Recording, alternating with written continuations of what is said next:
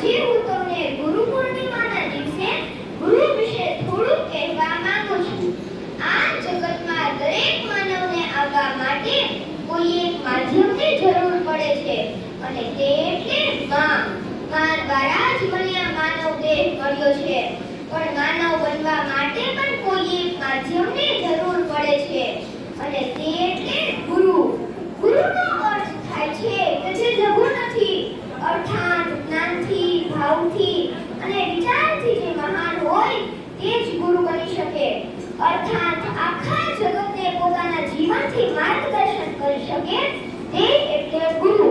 એટલે જ તો આપણે કૃષ્ણ માટે કહીએ છીએ કે કૃષ્ણ વંદે જગત ગુરુ, એટલે કે જે અસમર્થને સમર્થ બનાવે અને શિષ્યના દુર્ગુણ તરફ ન જોતા તેના સદ્ગુણને જ વિકસાવે તેને જ ગુરુ કહી શકાય.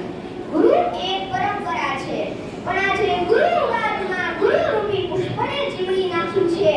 બાકી જનકના ગુરુ યાજ્ઞવલ્ક અને યાજ્ઞવલ્કના ગુરુ શુક્રાચાર્ય, તેવી જ રીતે શુક્રાચાર્યના ગુરુ ગૌણપદાચાર્ય હતા જ.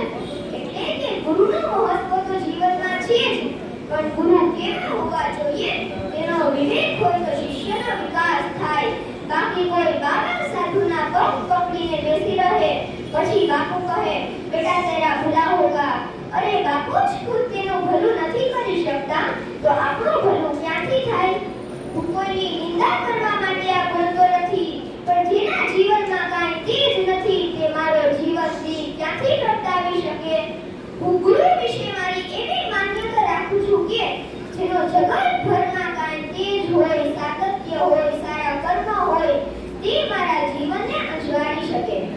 છેલ્લે આજના દિવસે હું ગુરુને નમસ્કાર કરીશ, એટલું જ કહીશ કે